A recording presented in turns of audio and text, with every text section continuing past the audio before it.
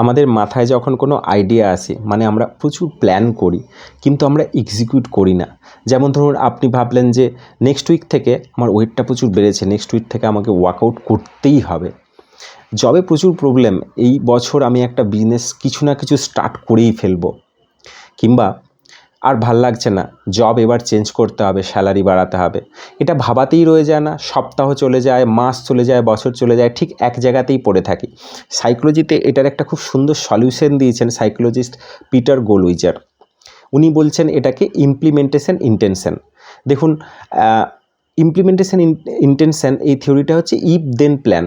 মানে যদি কোনো সিচুয়েশন হয়, যদি এক্স সিচুয়েশন হয়, আমরা ওয়াই অ্যাকশন নেব, আগে থেকেই ঠিক করে নেব। কারণ আমরা বেসিক্যালি যে কথাগুলো বলছি, যেগুলো ভাবছি, এটা একটা ইচ্ছে যে একটা বিজনেস স্টার্ট করব কিংবা ওয়ার্কআউট করব, এটা একটা ইচ্ছে, কিন্তু এটা কংক্রিট কোনো সলিউশন নেই।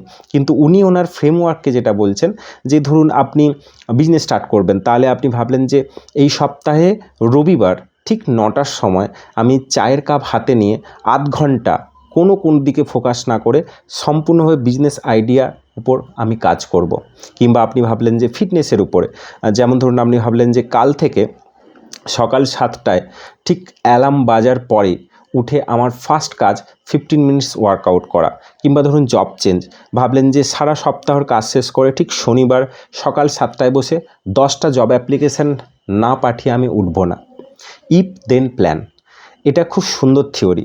তাই আমাদের এই প্রবলেমটা কিন্তু নলেজ কিংবা মোটিভেশনের প্রবলেম নয়, বারবার আমি বলে থাকি এটা আমাদের নার্ভাস সিস্টেমের প্যাটার্ন।